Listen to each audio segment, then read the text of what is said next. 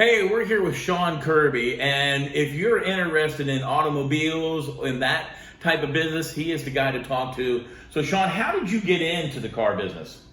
So it's a funny story. My father was actually an accountant. He was a CPA, and it sort of led him into becoming, they call it a comptroller, it's sort of the accountant of a car dealership. It sort of evolved where he wanted to purchase one.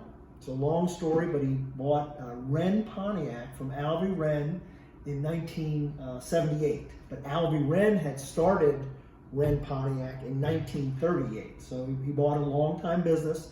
They were never business partners, but they were good friends, and they just kept the two names, Renn and Kirby, and that's how. But as a kid, as a child, to answer your question, my dad would give me a broom on a Saturday and say, sweep the shop, or as they would sell cars, clean the cars, and I started, sort of on Saturdays, and then that led into, days off and things like that. So you kind of started at the bottom. Yes. Tell us where you are now. Started at the bottom. We started in downtown Frederick on sort of the 6th and 7th Street area. And, through many years, I guess I graduated from college in 1988, and then went and worked for another dealership for like 6 months, 8 months, and then came back, and I've been working there ever since. And now we have 3 car dealerships. We have 2 up in Gettysburg, Pennsylvania, Renn Kirby Kia and Renn Kirby Chevrolet.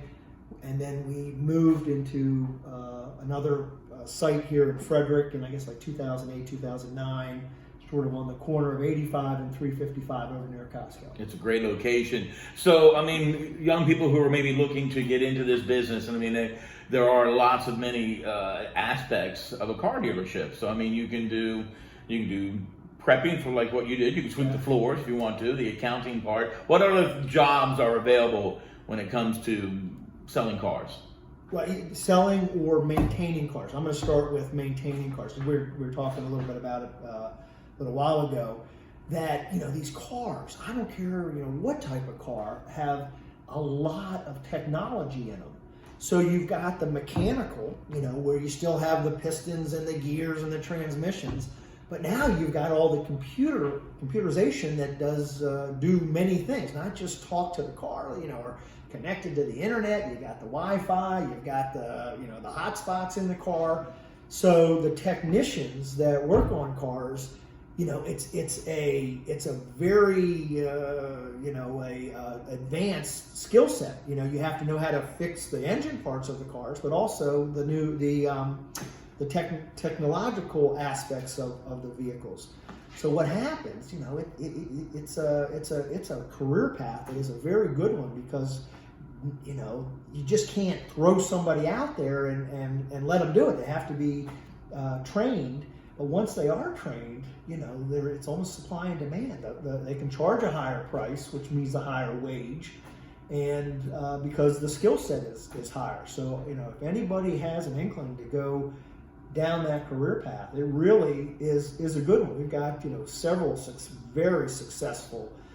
And I will say this: there's a shortage. So the people that are in that in the technician field, get paid very handsomely, and there's not a ton of people. So we're always when in the car business, we're always encouraging young people, if they have a knack for using their hands, mechanics, or mechanics and computers, to come talk about it. And there's a lot of possible training roads that you can take. And then also, as always, car sales. We were talking a little bit about this before.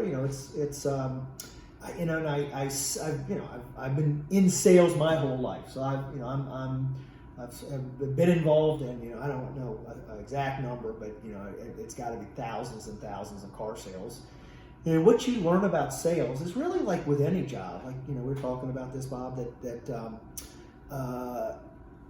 a lot of times somebody will take a month and try sales, and they think it's like a magical, I'm either a salesman or I'm not a salesman. It was in their in their DNA in one way or another. Now there are certain characteristics that are important, you have to be able to talk to people. You have to, you have to have like in your heart want to help other human beings, but you also learn different techniques, and you learn how to use your words as your tools, where that mechanic uses his wrenches and his laptop to, as their tools to work on the cars.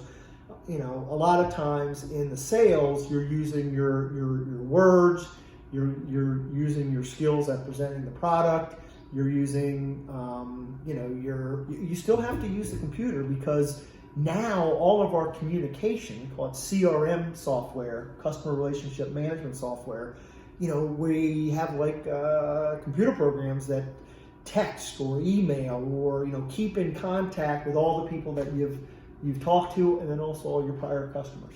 Well, those are just a few jobs that you can have in the automobile industry. And if you're looking for a job, I don't know if he's hiring, but he's got some great opportunities and maybe some ways to talk to you even further. So, Sean, where can people get a hold of you? So I these days my office or my desk is right on the showroom floor at the Mitsubishi dealership over there on 85 and 355. So just come on in or call down there and ask for me, or I'm around, so I'm there. I'm easy to find. Just walk in the front door. Hey, we're going to drive you to your next job.